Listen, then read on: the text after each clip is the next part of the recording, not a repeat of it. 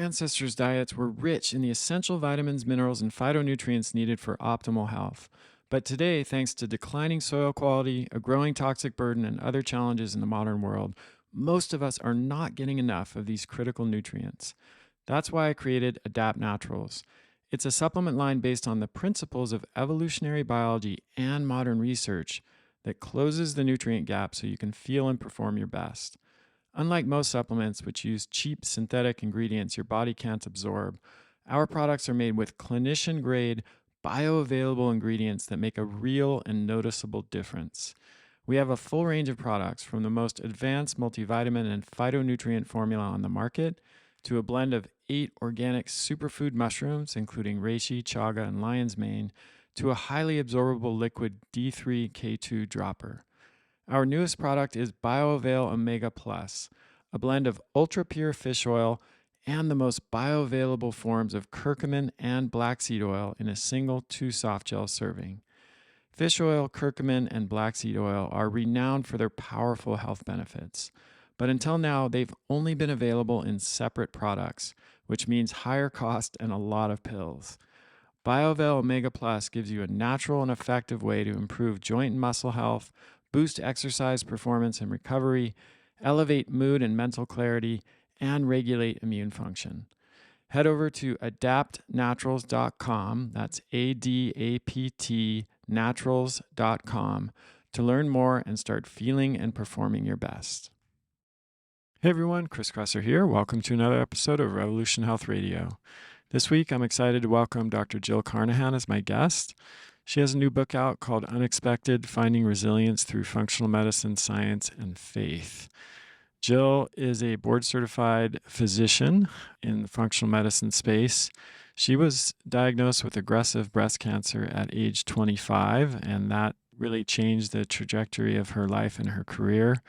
And then later struggled with severe mold toxicity and illness, and Crohn's disease, which has brought her a unique perspective to treating a variety of complex and chronic illnesses, but also on how to respond to illness in your life, how to find meaning and purpose in the midst of your suffering, the power in turning from a purely analytical mind to a more heart-based or intuitive way of living, the importance of forgiveness and grieving in the face of significant health challenges or other challenges, the addictive ways that we use to escape pain and how to overcome them, finding support in your community, strategies for healing trauma.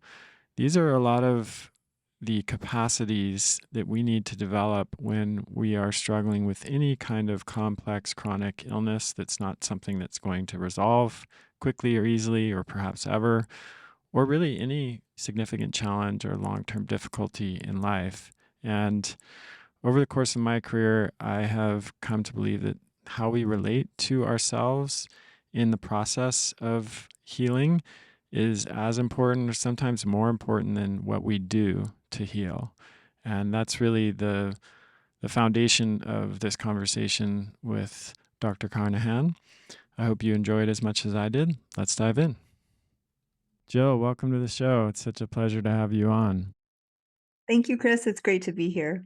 So I've been aware of you and your work for many years. We haven't had a lot of interaction, but after reading your book and learning a little bit more about you, I think we have a pretty similar story in some respects, as is the case for many people in our field, right, who come to it from their own health journey and background. And I know you've written an entire book on this, so I'm not going to ask you to rehash the entire book in this introduction. We're going to talk a lot about the book in the course of the interview, but just as a sort of brief overview for people who are not familiar with you, how did you come to this point in time where you wrote this book, and what inspired you to do that? Yeah, thank you, Chris. It's interesting because I grew up on a farm in central Illinois and had a mother who was a nurse and retired after she had 5 children. So I had a fairly holistic upbringing, and I knew that I guess I didn't know I was born a healer, like probably you and many of our colleagues. But in that journey, I knew I wanted to help people. I had no idea I would go into conventional medicine. But as I did that journey and the doors opened up, I realized that maybe the best way to actually make a change in our system was to infiltrate and to actually go that route, even though I grew up not really, I was a very holistic minded. My main contacts as a child were chiropractic and acupuncture and those kinds of healers. And I still went to the doctor. It wasn't like we were anti-medical, but I knew that there was more holistic ways to heal. So I went into medicine with a very different mindset. And then, as you know from the book, and anyone who's heard my story, at 25, I was diagnosed with aggressive cancer, and I had to kind of come to grips with what it was like to actually be the patient and to navigate that from the patient perspective. And the divine knew, because what happened with that experience for me is it shaped everything that I do. It was could have been the worst thing that ever happened, and it turned out to be the best thing that ever happened, because it framed my experience as a patient, what I wanted to see in doctors, what I didn't want to see in doctors, and even how to navigate all the information that comes at us. And that's been 20 plus years ago. It's only exponentially more that we're dealing with. Right. Yeah. I mean, it's a problem that is somewhat intractable. I think, unfortunately, my second book, Unconventional Medicine, was about this topic, and I'd be dishonest if I didn't say that I've been disappointed in the lack of progress in many areas, since I published that book in 2017. Of course, there have been bright spots as well in areas of progress and improvement.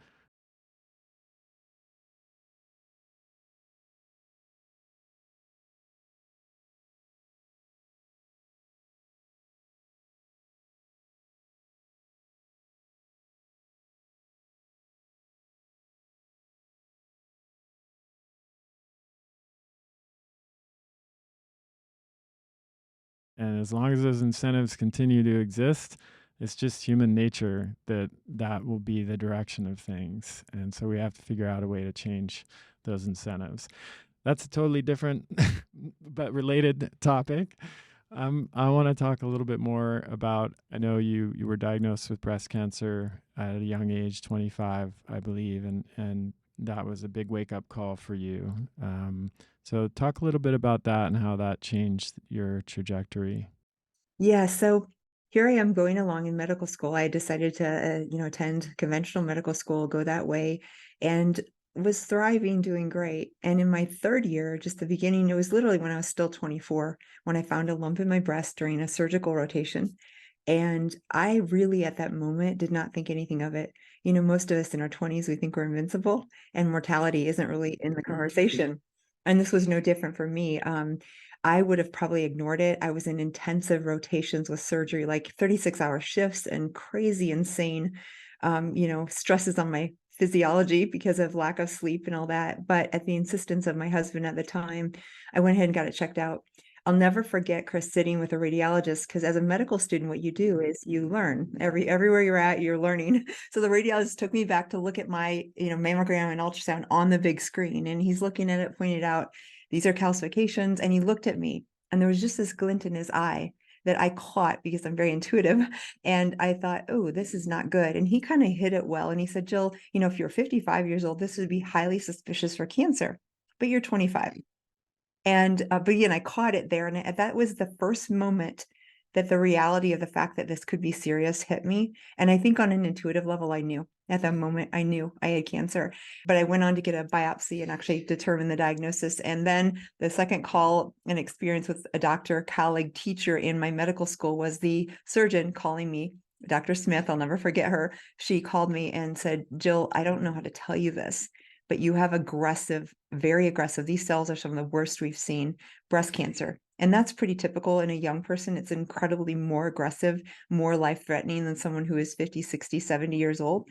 So I knew I was in the battle of my life, but I'll never forget the song on the radio, the color of the walls, that experience. And we all have those where our life shifts and changes in an instant, and it's never the same. And that was one for me at just a week after my 25th birthday, the call from the surgeon saying, you have aggressive cancer. What are you going to do about it? She didn't say it quite like that, but it was in my heart. And that's where I started to learn. Number one, I went to the library and I started searching on, treatments. I started doing consults, starting getting information. And that's when I first realized I had almost full medical education. I was nearing the end of my medical education, and it was so overwhelming, the complexity. It was not black and white like we expect. And that was my first aha of like, wait, what we think medicine is just like the doctor has the idea of this is the right thing to do and this is the one way to do it. It is so far from the truth. And as I dove in even to just the types of radiation, the types of chemotherapy, there was no black and white, and for sure no black and white for the youngest person ever diagnosed at Loyola University, Stritch School of Medicine, where I attended medical school. So it was really the first aha was, this is complex, and I have a medical education. How much more complex is it for the average patient? Second aha was, there is no standard of care. They make it sound like there is, but there isn't. And that was my first incentive to actually, I created my own treatment plan. And I still, because of my aggressiveness of the cancer and my age, I went with a very aggressive regimen. And the third thing that I learned was, when I made that decision to go forward with chemotherapy, knowing that there was toxic effects that would probably affect me the rest of my life if I was cured, I decided to make a decision at that moment in time and never, ever in the 20 years later or 30 years later, look back or second guess that decision. And I believe that's one of the things that's created resilience in my mind and body, because I've never said, I still today, Chris, suffer from the effects of that chemotherapeutic regimen 20 plus years ago. But I've never once said, what if I hadn't done it? Or what if I did it? So I've never had to wrestle with that, because in the moment, did the best with what I had, and I never looked back. I would heartily endorse that as a general strategy in life.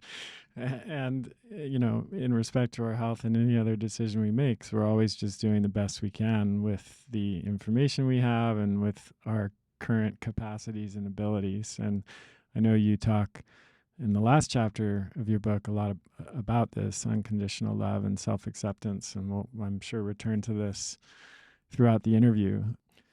So you recovered from cancer, finished medical school, went into the practice of medicine. And, I imagine that initial cancer diagnosis really opened your eyes to some of the limitations of the conventional system. But what continued to draw you toward integrative and functional medicine? Yeah, so it really was. The neat thing was I still had that mentality of holistic. So while I was in chemo and radiation, I had prayer, meditation, I had friends and family surrounding me, close network. I had a naturopath who did a supplement regimen that worked with the oncologist. I had lots of alternative and integrative therapies during that. And then as soon as I was done with the aggressive treatments, I did everything I could to restore my gut. And one little piece I'll mention here, and we can move on, is 6 months after I got finished with the chemo and radiation, I was once again in the ER for emergency. I had passed out, found out I had an abscess, and was told that I had Crohn's disease. So all of a sudden I was at another level. And again, that related to the chemotherapy, damaging my gut, creating this predisposition towards attacking self in this autoimmune disease in my gut lining. And then I had Crohn's. So all that experience was really just, I think, confirming my desire to combine. And what I always wanted to do was say, how do we take the good science of conventional medicine and the good diagnostic skills and the good clinical skills and just open the minds and hearts of myself and those around me to what else is possible? Like, what other therapies can we use, and not just be so narrow in our scope? So I came out, and then, of course, as many of us could say, I heard Jeff Bland. That was my aha to functional medicine, because in my heart, I knew I wanted to do functional medicine. I just didn't know it had a name. And at the time, the common term was alternative and integrative. I never liked alternative medicine because I felt like it was relegating it to the side. So I hated that term. Yeah, I mean, if anything, conventional medicine is an alternative to the traditional systems we've had for a long time, right? But yeah, I'm totally with you on that. So I did not like that term, but the integrative was kind of the route I had chosen. And then when I heard about functional medicine, which to me, the difference, integrative, all these wonderful therapists you can use and collaborate with, but functional is what I do as a medical doctor in the clinic as a problem solver and a root cause, finder of root cause. And so when I heard Jeff first talk about that, I was like, that's it. And again, I'm not unique. A lot of people, Jeff has inspired in that. And so literally, I was just in my first year of residency in family medicine, and I started doing all the IFM training. And I was among the very first class of graduates from the functional medicine IFM. Oh, I didn't know that. That's great. Yeah, I describe the difference in a similar way. It's functional is much more systematic in its approach and always looking at the root cause. And if you can still practice integrative medicine in an allopathic framework, right? Where you're just like, Hmm. oh, you have high cholesterol, I'm going to give you this herb or this nutrient to reduce your levels, or you have anxiety, I'm going to give you this thing to reduce that, instead of looking, wait, well, is there a common underlying cause that we can identify and address? And to me, that's the key distinction with functional and integrative medicine. Yeah. So, another thing we share in common is a history of our own experience of mold illness and biotoxin exposure, and also treating a number of patients with those conditions. And it's tough, right? Both from on both sides, experiencing that and treating patients with it. It's one of the most tricky constellations, in my experience, to address, because there's so many factors, not just what's happening internally with the patient, but finding the right indoor environmental professional to do the diagnosis of the house or environment and remediation, all that stuff. So let's sort of fast forward in your timeline where you were practicing, doing better, and then mold came into your life. So tell us what happened there and how that changed your trajectory again. Yeah, so I always say I would have never chosen mold. Mold chose me, Yeah. because I don't know anyone who would. right, like it is I really think it's between mast cell and mold. It is the most complex area of medicine because it Yeah. affects all systems and it's very hidden. So often after my mold exposure, which I'll talk about in 1 second, I would be like, I can't, I want to be objective. I want to, see what's going on with this patient. And not everybody has mold, right? Well, Yeah. over and over and over again, it would come out that the mold was not 100%, but a very large percentage of people who are suffering with autoimmune or something else that doesn't appear to be mold at first glance is actually mold at the root. So that awareness really, I'm sure like you, it changes everything because then you have this lens and you understand, oh, that's what I'm missing. So my experience was after the Boulder flood. I had moved to Boulder 2010 to start my functional consulting practice, was thriving and doing well and loving life in Colorado. And there was a flood in 2013, a massive epidemic. I remember that. I mean, literally, I think it was almost $1 billion of damage, so significant. And my office flooded. I had had an older office anyway, so I think there might have been an issue before. Now, in hindsight, this is almost laughable. I had a second-story office that had been remodeled. The contractor actually threw on a brand new, beautiful bamboo floor over old 20-year-old carpet. Like, duh, that's not very good. So I was like soft bamboo, probably puffing that gross moldy, whatever carpet, every step that I took, number one. Number two, that my office was right above a crawl space on the first floor, totally unfinished, standing water, had no idea. And then the bottom floor, the basement, was also full of mold. And when that flood occurred, the basement got even more flooded, the crawl space got even worse. And within the next 6 months, I started having horrendous rashes, acne, itching, histamine symptoms, brain fog, congestion, trouble breathing. I had a new diagnosis of asthma at the age of 40. Like that's very unusual. So these are the things that we see in adults.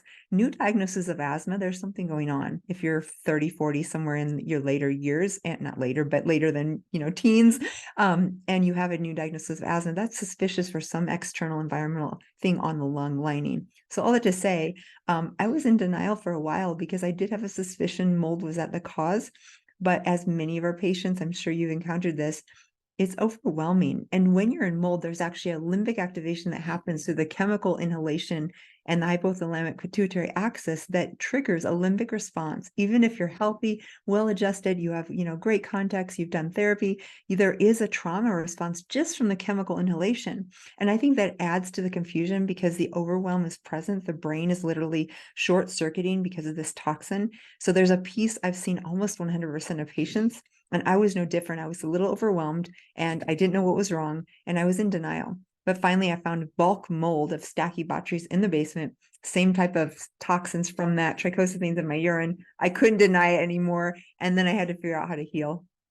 Yeah. So tell me about that process, because I know from personal experience and from treating hundreds of patients with mold illness that is can be arduous and certainly not linear, and two steps forward, one step back, or sometimes one step forward and five steps back, depending on how things go. So what was that like for you? Yes, it was very difficult. In fact, I went through a divorce a year or so after, and I really think my ex-husband, who we're friends now, but he had Lyme and I had mold, and our brains were not working. And we both attribute our illnesses and that trauma of those events to our divorce. And it ended up good, but it's that big a deal. And I want to say that because a lot of people in the midst of suffering and mold are struggling in their relationships. And it's no wonder because it takes all the resources you can possibly muster to deal with that illness. And like for me, I just held together the clinic and slept and ate, and that's all I could do. I didn't have a social life. I didn't do anything outside of that. And to frame it, I really feel it took me about 18 months to get to a point where I was really starting to feel a little bit better. Now, granted, I had the ups and downs, like you mentioned, but I like to frame it like that because so many patients say, how long will this take? And they expect 3 months or 6 months. And some people do get better quickly, but it's very common for it to be a year or over a year for you to really, really make that progress. And as you mentioned, this was no different with me. I started doing binders and all this detox. And I always say there's two parts of getting rid of toxins. There's mobilization and there's excretion. So mobilization is getting it out of the tissues, like the mycotoxins that have settled in your fat. You need to mobilize them through sauna and all those things that we move the toxins back into the bloodstream so that our liver, our kidney, our skin, our sweat, all those things can filter.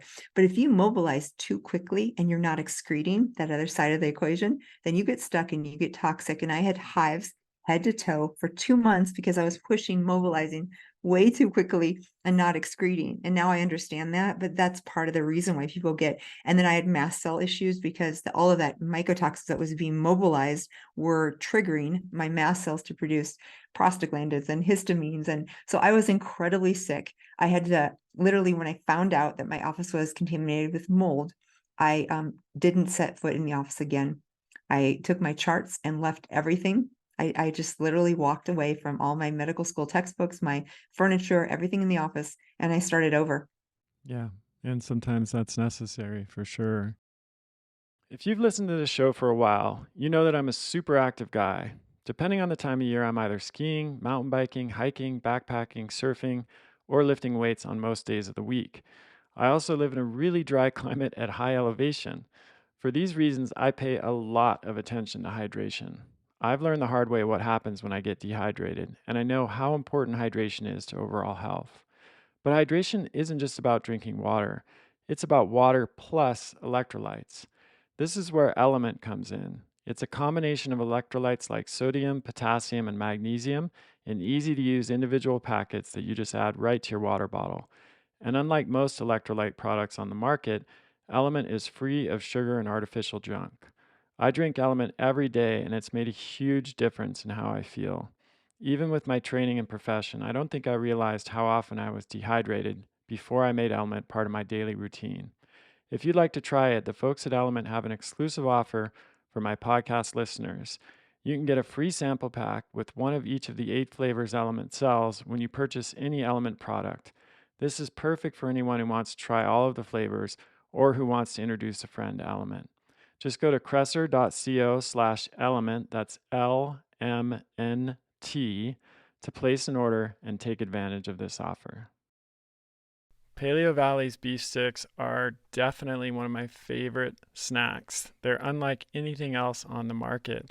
They're made from 100% grass-fed and grass-finished beef and organic spices, and they are naturally fermented, which gives them this really amazing flavor.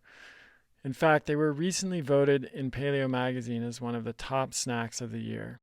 One reason I love Paleo Valley is that they're committed to making the highest quality whole food products that are free of junk ingredients. They're compact and easy to take on the go, especially when I'm out in the mountains and away from civilization. Go to paleovalley.com/Chris and use the code Kresser15 to get 15% off.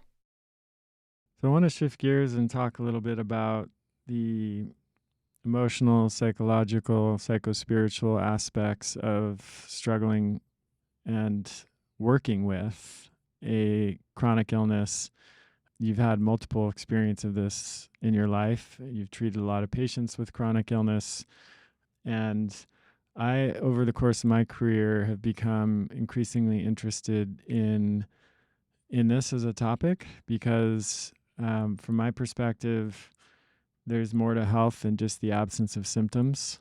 And there are people who are symptom free who I would describe as incredibly unhealthy in terms of how they relate to themselves and other people and how they operate in the world, their ethics, their attitude, their mood, all of those things. And then there are also people who still experience symptoms but live incredibly rich, meaningful, and rewarding lives.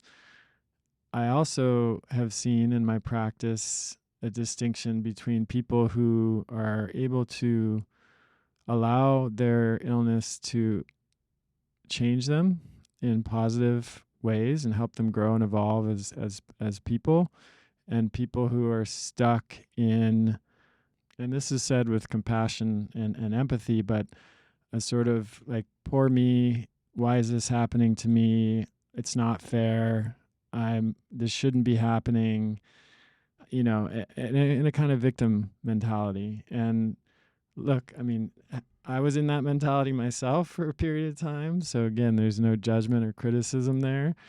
But I think illness can be a powerful teacher. And you write about this eloquently in your book.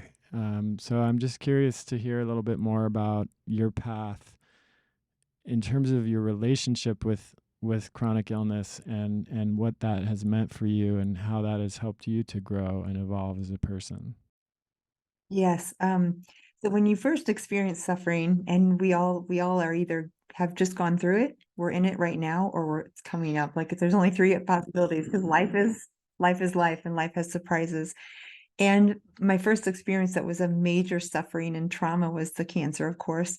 And I remember being a little bit shocked by the diagnosis, but it wasn't too long after where I heard a message on the radio that said, the sickness will, it was a pastor, but the sickness will not end in death, but it was for the glory of God. And whether you believe in God or not, the idea for me was that there was some greater purpose and meaning. And I remember hearing that and immediately like grabbing onto that. And in my soul, to me, it was actually a little promise that I would survive. And from that moment on, I never once again doubted that I would survive.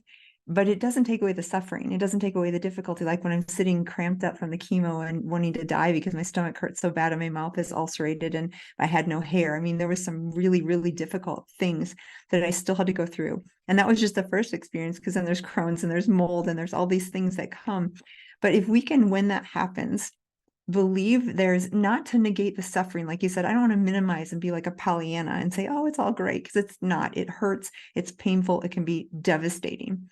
But in the midst of this suffering, and I learned this from my heroes, Viktor Frankl, Man's Search for Meaning, and Edith Eger in The Gift. And these are people who have suffered far more than I can ever imagine in the Holocaust. So I can't even compare to their suffering. But what they've done is teach us how to find purpose and meaning in the midst of the deepest suffering. Because if we have a purpose and meaning that's greater than our physical selves, like a mission, a plan. For me, it was, I want to be a healer. I want to be a great doctor. I want to learn through this. And so I had this motive that was outside of the suffering that I could grab onto and look to pearls in that experience that would help me accomplish that greater purpose.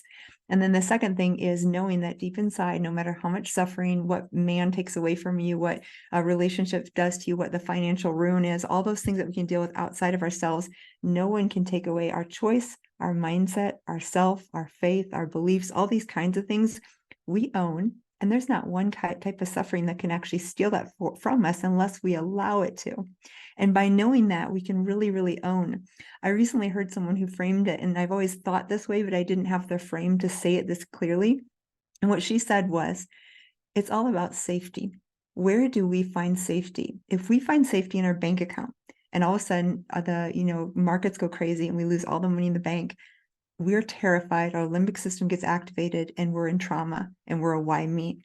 If we have faith in our relationship, our marriage, our spouse, our partner, our children, our parents, and all of a sudden we lose them due to an unexplained event, or something terrible happens, or divorce happens, that again, the sense of safety is blown apart. If we have sense of safety in our physical bodies, that we, are beautiful or healthy, or that our heart works, or that we don't have cancer, and our physical health gets disrupted, that sense of safety is blown apart. In every single one of those situations, our limbic system is activated, and that activation puts us in a state of trauma where we can't heal. However, if we take something outside of ourselves, our vision for our legacy. What do we want to leave in this world? What is our meaning and purpose of why I'm here?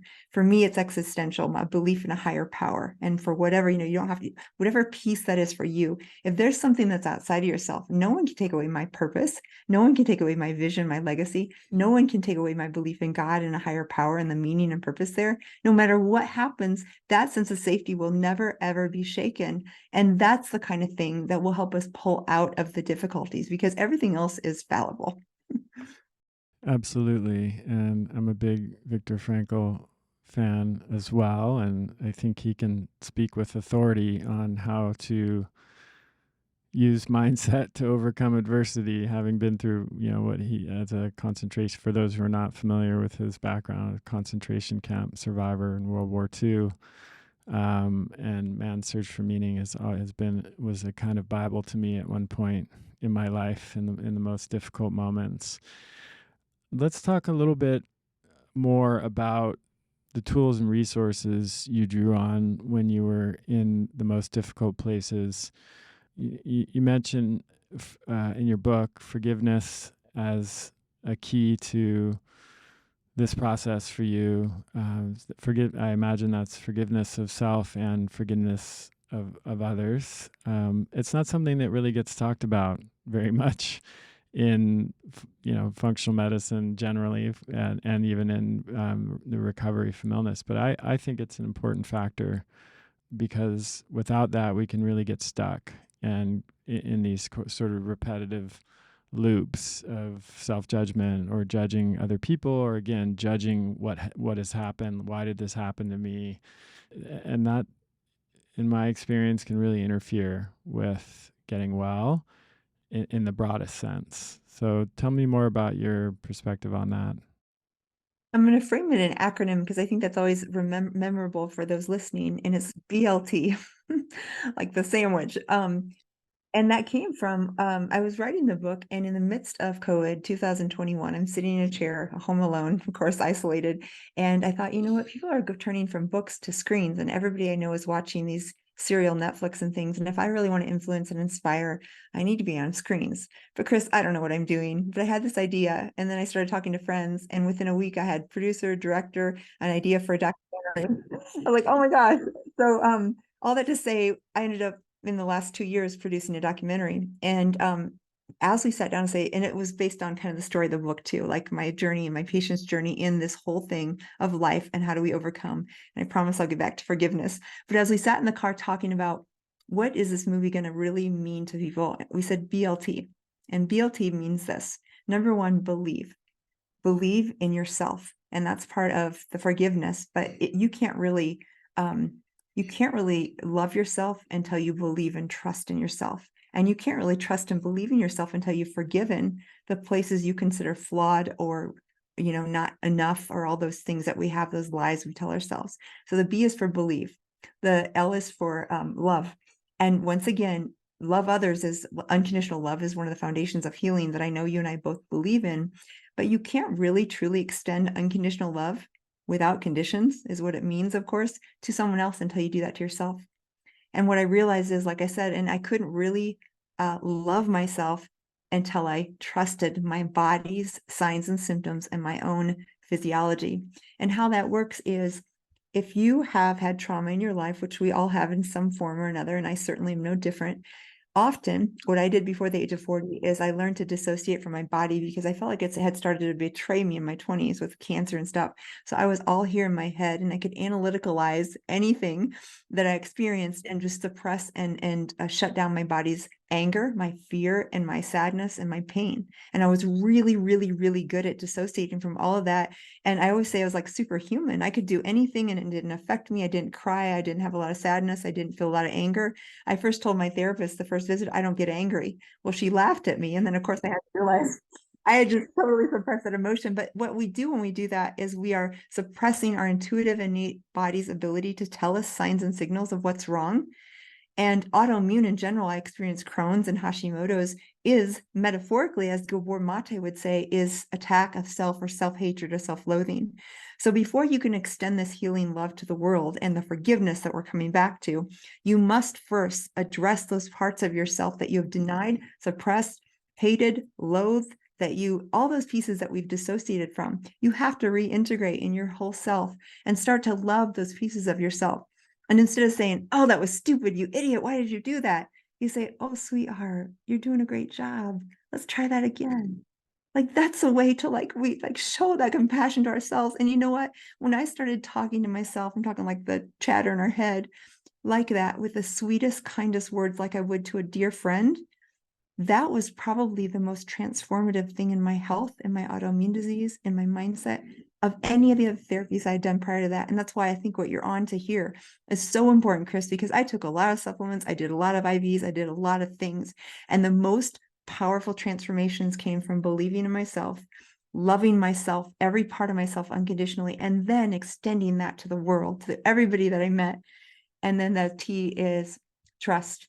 Trusting your intuition, trusting that your body's signals. When I close my eyes and touch into how am I feeling today, my body tells me everything that I need to know. But for 40 years, I had suppressed those signals. So I didn't have any contact with my body. And it was screaming out with cancer and Crohn's to say, please give me some love and attention. And I promise you, I'll show up for you. That's beautiful. Yeah, and I agree. I think, I mean, it goes in part goes back to safety, what you were talking about before. When we're criticizing and judging ourselves, we don't feel safe, and forgiveness is something that helps create that sense of safety, self-acceptance, self-love, and from that place, we can escape those continuous loops that we often get stuck in, that interfere with making good choices, that treating ourselves with kindness, and doing the things that we actually need to do to get well.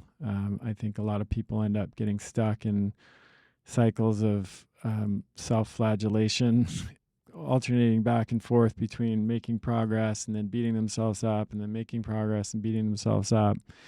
And forgiveness and self-acceptance can go a long way toward breaking that cycle and just creating a lot more space for a more appropriate response to emerge. Another aspect of that for me, and I'm curious how this has been for you, is actually taking the time to grieve. I think in our culture, grief is almost disdained.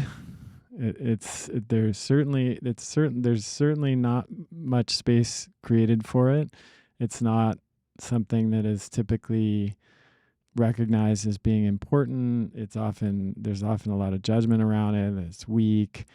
But if you look at most traditional cultures, they all had grief rituals and considered it to be very important to set us to leave time and space for grieving, not just death of family member or friend or something like that, or a relationship that didn't go well, but anything that really resulted in sadness or loss on a big scale, like being diagnosed with cancer, for example, or having to face a serious mold illness and potentially like not being able to be in your office, or your livelihood being threatened, or your home being having to leave your home, or completely gut your home and rebuild it from scratch, as so people often have to do. So I'm curious how you've related to that on your journey. Oh, you're hitting so many important points, Chris. And grief is definitely one of those big ones for me because I grew up in a culture that was pretty conservative, fundamental. And so women, were optimistic, happy, helpful, considerate, not complaining, not too sad, never angry. Like these are just, stereotypes that we kind of were ingrained in me. And so after my divorce, which was one of my wake up calls, who am I? What am I doing here? What's my identity after divorce? I started doing neuro-linguistic programming, and I did a lot of other therapies besides that. But that was the first one that kind of opened the door for me to go down to the somatic self and feel again. And as I did that, I started really understanding that I had suppressed sadness and anger for 40 years. And when I first started allowing that emotion to come back, I remember the first 2 weeks after that first few sessions of neuro-linguistic programming, I had so much sadness. It felt like a wave, like a tsunami that was going to drown me. And I thought I was going to die because I'd always held it back and suppressed it. And finally I was allowing it. Now, what the truth is that you're not going to die, and it comes in a wave, just like a wave or tsunami. It's a very good metaphor because it comes and washes over you. And then actually, as it washes over you, actually feel better. You feel relieved. You feel like you've allowed yourself to feel. But in the beginning, those first 2 weeks, I thought, this must be what depression is like. Like I'd never experienced that in my life. And it was so hard and so overwhelming. I could barely work those first few weeks. But then gently, as I allowed myself to feel a little by little by little, it became more normal. And I recognized all of a sudden, like my hands were clenched. And before I told you, I thought I was never angry, but like, oh, I think I'm a little upset. I'm a little angry. But I would let myself feel those things and allow them to flow through. And it wasn't so bad. And it's interesting. I always also equate in this realm addictions, right? Because addictions are just way of suppressing or numbing our ability to feel. And I remember sitting in a room with a famous, health entrepreneur who was talking to a group of us, and he said, he's talking about addiction, and I just totally tuned out because I was like, I don't do drugs, I don't smoke, I don't drink alcohol. And so I thought I was clear, of course not. But he started looking and pointing in the room. He said, all of you in this room are addicts, and your addiction is a socially acceptable addiction of work. And I started to kind of pay attention because I was like, what are you talking about? But as he proceeded, I realized he was right, because what happened for me is I love my work and I would want nothing else. Nothing else I'd rather do, probably like you. I love to learn. I love to help people. But it still for me was something, a way of keeping busy on that treadmill and not sitting with my feelings and being quiet. I was so busy that it was just one more way of suppressing that feeling. So I had to really, as we just talked before we got on here, I had to create, since that time, a lot more space in my life to actually be with myself, to be with my emotions, to allow them in.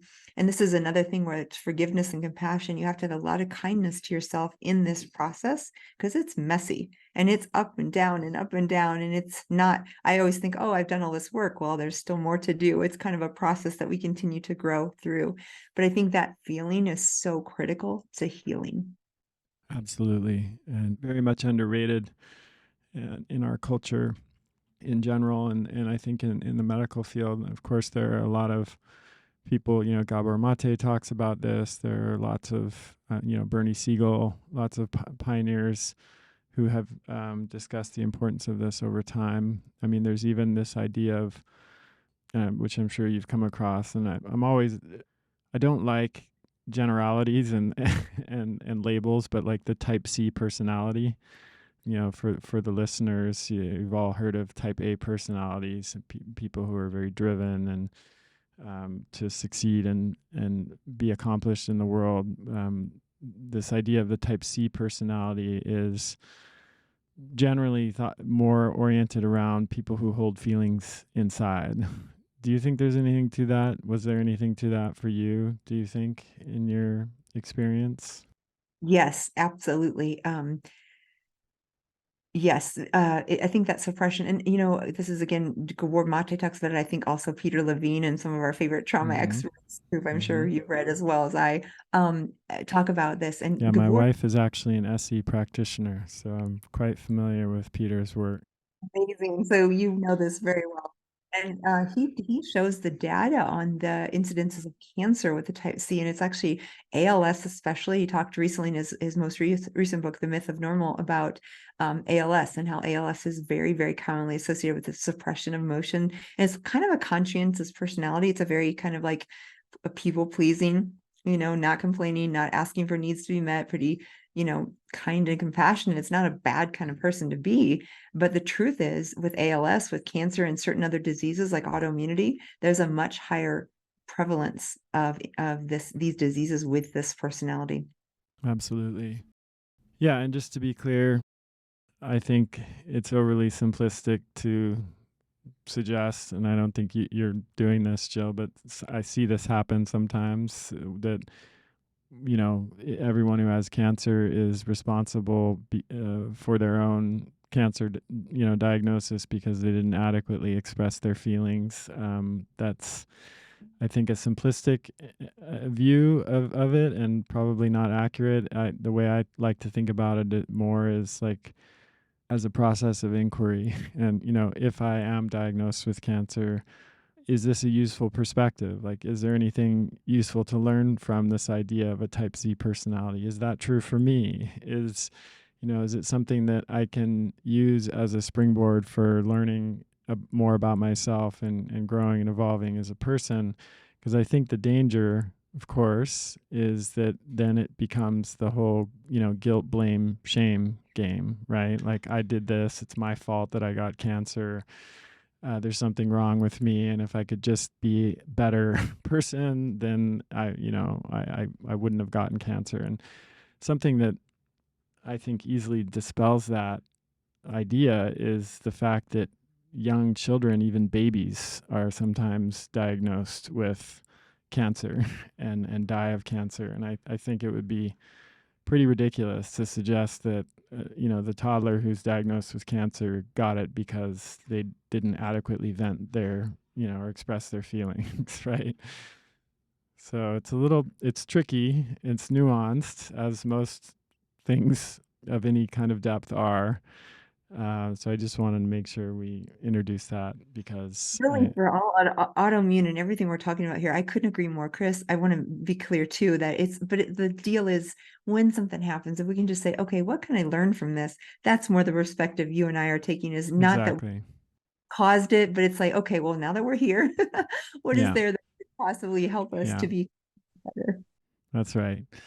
The other perspective is a rather egocentric view that we're in so much control that we cause all of these things to happen. The perspective you're talking about is we have a choice in how we respond to what happens. We're not necessarily controlling everything, but we do have, like you said before, in fact, one of the only things that we have ultimate that nobody one of the only sources of control that no one can take away from us is how we respond to what happens to us, which is, can either be terrifying or liberating depending on how you look at it. I think it's liberating, but it does require acknowledging that we are not in as much control over the circumstances of our lives as we often think we are. Yeah. So we're getting to the end of our time here, and I just want to conclude the way that you concluded in your book, which was with a discussion of the importance of unconditional love as it applies to our healing journey. And I think that's a great way to end the book and the podcast, because for me, there's nothing more powerful than that, both in terms of how my relationship with myself has evolved over the course of my life and with my family, with my patients, just with hopefully everybody that I interact with. So talk a little bit about your journey toward unconditional love. Yeah, so this is absolutely the secret sauce. And it's funny because I have a, wonderful clinic. I love what I do. And I feel like I like the diagnostics and all the depth of the work. It's very similar to what you do. But at the core, I feel like the secret to any success that I could claim is this concept of when the patient walks in the door, do they feel safe and do they feel unconditional love? Because I feel like that walking in, literally, I've said this before, but my staff will get a wine glass and get them a glass of water. But that starts there, that little tiny thing. It's no big deal. It doesn't cost us any more. But what it does is just symbolize the tiniest little thing of you are special, you're important, you're valuable, you're worthy of the most unconditional love possible. And I believe that literally offering them a glass of water and something a little more special than a normal glass is the start of the healing process. And then all the way through, my staff and hopefully myself, that love that's extended is really, really core to the healing, because like we talked about earlier, safety. I think a person can only truly relax in themselves or in the presence of another human being when they feel completely at ease and accepted and loved, without mask, without stipulation, without having to perform or having to do anything at all, just being that human in front of me. And I feel like that is truly the magic, or the hidden secret to any success that I have, is I really, really, truly love the patients I get to see. And I'm so grateful for those opportunities. And it's always a work in progress, but it started with the stuff we talked about earlier, is really, truly loving my cells and then being able to extend that to the patient that walks in the door. Absolutely.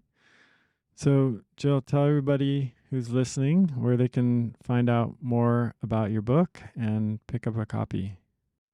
Yes, you can go to readunexpected.com and there's all kinds of free bonuses there you can get as well. And my regular website is just jillcarnahan.com. Great. Well, thank you so much. And thank you for your book. It's a really important contribution to the field. I love seeing this book out there because, like, as I've said, there are lots of great books on functional medicine and the tools and techniques and things we need to be thinking about from that perspective, which your book also includes. But as I have continued to progress in my own career and, just zoom out and get a broader perspective, I think a lot of what we talked about in this interview is what people need most. So I'm really glad that you wrote this book. Thank you, Chris, and thank you for the work that you do in the world, and thank you for having me on. I'm so grateful. It's been a pleasure. Thanks, everyone, for listening. Keep sending your questions to chriskresser.com/podcast question, and we'll see you next time. That's the end of this episode of Revolution Health Radio. If you appreciate the show and want to help me create a healthier and happier world, please head over to iTunes and leave us a review. They really do make a difference. If you'd like to ask a question for me to answer on a future episode, you can do that at chriskresser.com/podcast question. You can also leave a suggestion for someone you'd like me to interview there. If you're on social media, you can follow me at twitter.com/chriskresser or facebook.com/chriskresserlac. I post a lot of articles and research that I do throughout the week there that never makes it to the blog or podcast, so it's a great way to stay abreast of the latest developments. Thanks so much for listening. Talk to you next time.